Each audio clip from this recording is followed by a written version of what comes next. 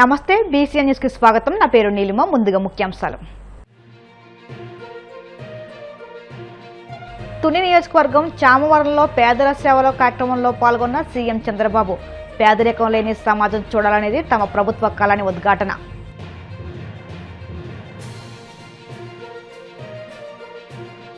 అమలాపురంలో మంత్రి నారాయణ పర్యటన. ఎమ్మెల్యే ఆనందరావు, ఎంపీ హరీష్ బాలయోగులతో కలిసి పలు అభివృద్ధి పనులకు శంకుస్థాపనలు.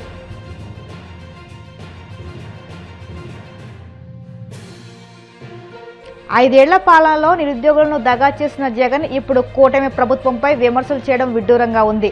మండిపడ్డ మంత్రి కొల్లు రవీంద్ర.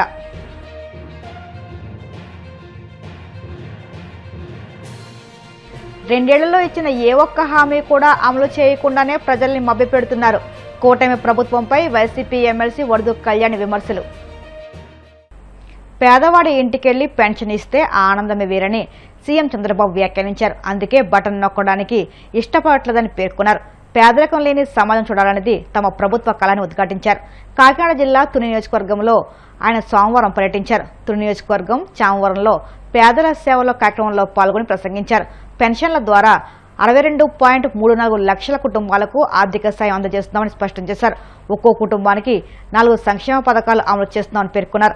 అసెంబ్లీలో మహిళలకు 33% సీట్లు ఇచ్చి రాజకీయంగా ఎదిగేలా చేస్తామని సీఎం వ్యాఖ్యానించారు. నాకు ఎప్పుడూ గుర్తుంటుంది, నాకు మొదలు తారీఖు వస్తానే గుర్తొచ్చేది పేదలకి ఏం చేయాలి, ఎట్లా మిమ్మల్ని పైకి తేవాలని ఆలోచిస్తాను. అదే సమయంలో ఈ తుని నియోజకవర్గం ఒకప్పుడు తెలుగుదేశం పార్టీకి కంచుకోట. ఆ రోజు యనమల రామకృష్ణ గారి యొక్క ప్రాతినిధ్యం.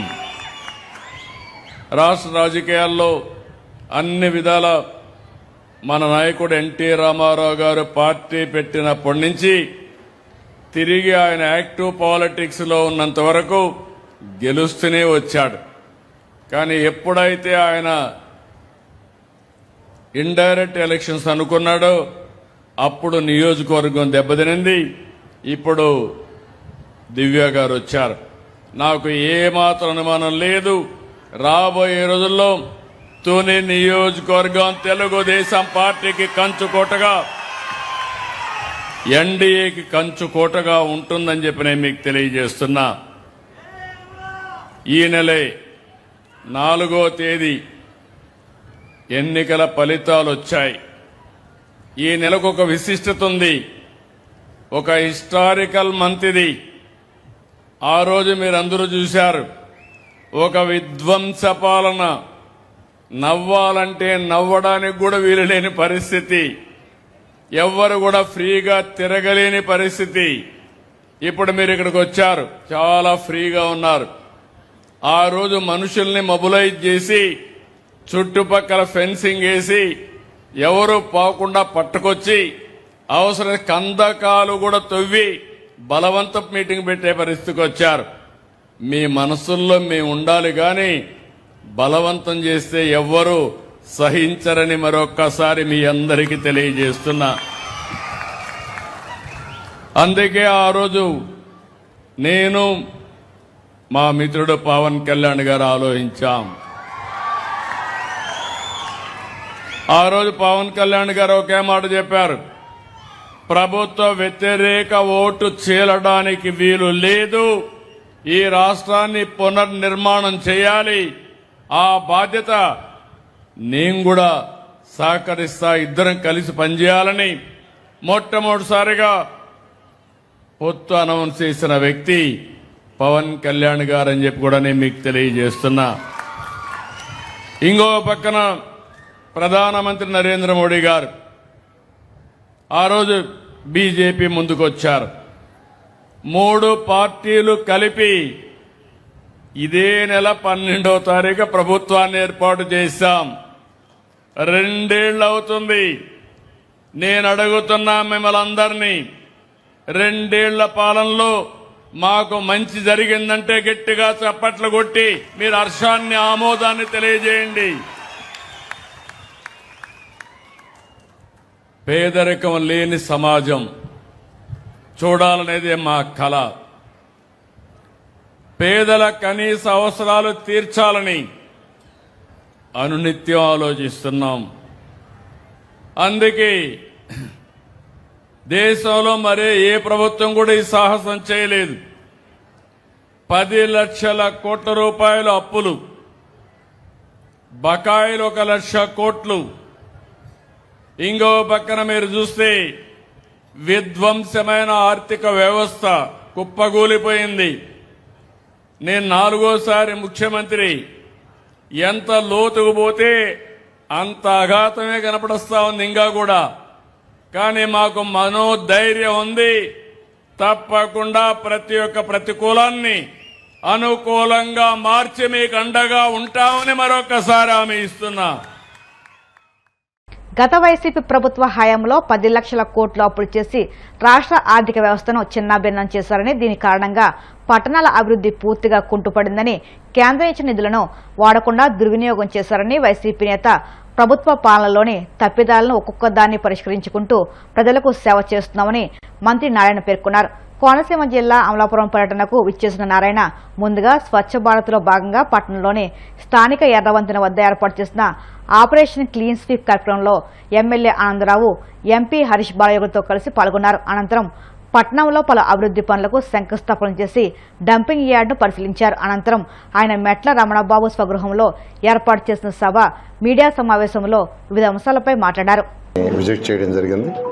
గవర్నమెంట్ శాసనసభ్యులు, తర్వాత పార్లమెంటు సభ్యులు మరియు ఇక్కడ ప్రజాప్రతినిధులతో కలిసి ఈరోజు యాక్చువల్గా ఒక పార్కును విజిట్ చేసాము. అదేవిధంగా డ్రైన్స్ని విజిట్ చేసాము. అదేవిధంగా ఒక డంప్ యార్డ్ విజిట్ చేయడం జరిగింది. అదేవిధంగా మెహ్మా వాళ్ళు యాక్చువల్గా ఒక టీ స్టాల్, దాన్ని యాక్చువల్గా ఈరోజు ఇనాగ్రేట్ చేయడం జరిగింది. అదేవిధంగా ఏదైతే ఎస్సీ ఫండ్ కింద ఒక 2 కోట్ల రూపాయలు ఇచ్చామో దాని యొక్క రోడ్డు శంకుస్థాపన కూడా చేయడం జరిగింది. అన్నిటికంటే ఇంపార్టెంట్, ఈ యొక్క మున్సిపల్ శాఖలో గత ప్రభుత్వం చేసిన అనేక అవకతవకల వల్ల ఈరోజు ఫైనాన్షియల్గా ఆర్థిక వ్యవస్థ మొత్తం చిన్నాభిన్నమైంది. అన్ని దగ్గర ఎండ్ టు ఎండ్ రోడ్స్కి ప్రిఫరెన్స్ ఇస్తున్నాం. ఏదైతే యాన్యుటీలో ప్రాజెక్టు గవర్నమెంట్ ముఖ్యమంత్రి గారు యాక్సెప్ట్ చేశారో అది బహుశా మరొక 6 నెలల్లో గ్రౌండ్ అవుతుంది. గ్రౌండ్ అయినప్పుడు మచిలీపట్నంలో అన్ని రోడ్లు కూడా ఎండ్ టు ఎండ్ రోడ్స్ చేస్తానని చెప్పడం జరిగింది. అది కూడా చేయడం జరుగుతుంది. అదేవిధంగా డ్రింకింగ్ వాటర్ కూడా యాక్చువల్గా కొంత సమస్య ఉందన్నారు. దాన్ని కూడా ఏదో ఒక ప్రాజెక్టులో తీసుకొని అది కంప్లీట్ చేయడం. ఏదైతే గత ప్రభుత్వం చేసిన అవకతవకల వల్ల 2014-19లో మెయిన్ శాంక్షన్ చేసిన అమృత 1.0 కానీ, లేదా ఏషియన్ ఇన్ఫ్రాస్ట్రక్చర్ ఇన్వెస్ట్మెంట్ బ్యాంక్ కానీ, టిట్కో హౌసెస్ 7 లక్షల హౌసెస్ ప్రతి పేదవాడికి చక్కగా ఇల్లుండాలి, ప్రతి తల్లి తన బిడ్డలతో భర్తతో ఆనందంగా ఉండి ఇల్లు కట్టినారని అన్నారు గవర్నమెంట్ ముఖ్యమంత్రి గారు. నాకు ఇంకేం చెప్పలా, ఎంత ఖర్చైనా పర్వాలా, ప్రతి తల్లి తన బిడ్డలతో భర్తతో ఆనందంగా ఉండే ఇల్లు కట్టమంటే టిట్కోస్ తీసుకొచ్చాం. భారతదేశంలో ఎక్కడా లేదు. షీర్వాల్ టెక్నాలజీ,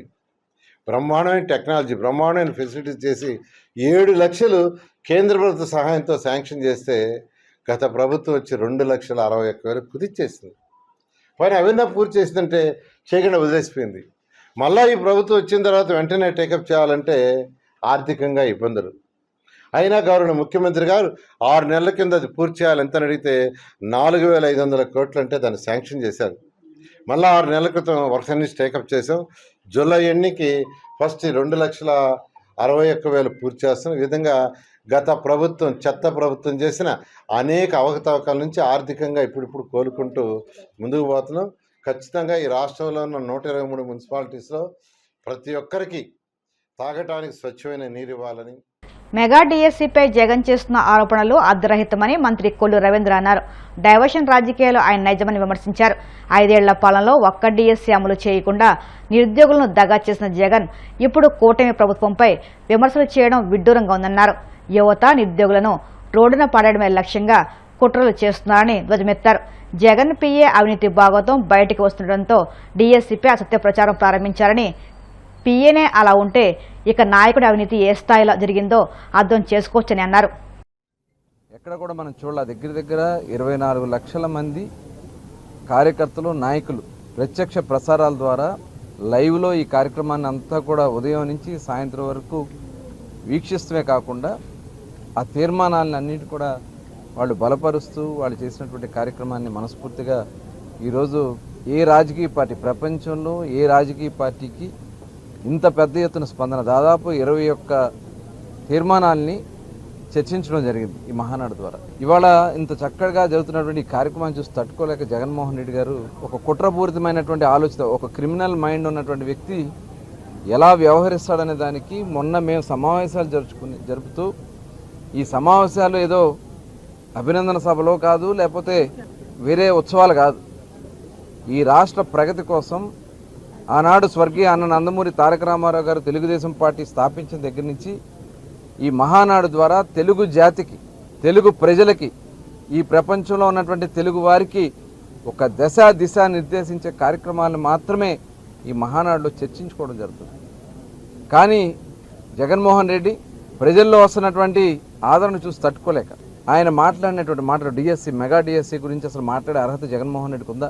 మెగా డిఎస్సి 5 సంవత్సరాలు నేను వచ్చిన వెంటనే చేస్తానని చెప్పినటువంటి వ్యక్తి 1 సంవత్సరం కూడా మెగా డిఎస్సి అనేది, అసలు డిఎస్సి అనేది కండక్ట్ చేయకుండా ఇవాళ ప్రభుత్వం, ముఖ్యంగా యువ నాయకుడు నారా లోకేష్ గారు చాలా పారదర్శకంగా ఏదైతే డిఎస్సిలో భర్తీ చేయాల్సినటువంటి 16,000 దగ్గర 16,000 పైన 300 చిల్లర భర్తీ చేయాలని చెప్పి మొత్తం కూడా నోటిఫికేషన్ ఇచ్చి ఒక సిస్టమ్ ప్రకారంగా చేస్తే 200 పైన వాటి మీద కోర్టులో కూడా వేస్తే అవన్నీ కూడా నివృత్తి చేసి ఇవాళ కండక్ట్ చేసి వాళ్ళందరూ ఉద్యోగాలు చేసుకున్నారు. దగ్గర 1 ఇయర్ దగ్గర వాళ్ళు ఉద్యోగాలు చేసుకుంటే ఇవాళ ఒక లేనిపోయినటువంటి కార్యక్రమాలు చేయడం చాలా దురదృష్టకరం.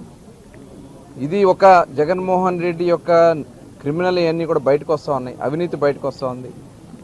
ఒక్కొక్కసారి ఒక మాట మాట్లాడతాడు, మరి ఆ రోజున లిక్కర్ స్కామ్ వచ్చినప్పుడు ఒక సబ్జెక్ట్ తీసుకొస్తాడు, మొన్న అమరావతి గురించి మాట్లాడితే మావిగాని తీసుకొస్తాడు, మరి నిన్న ఏదైతే మహానాడు జరుగుతూ ఉంటే వాళ్ళ పిఏ భాగవతం బయటకు వస్తుంది కాబట్టి డిఎస్సీని బయటకు తీసుకొస్తాం.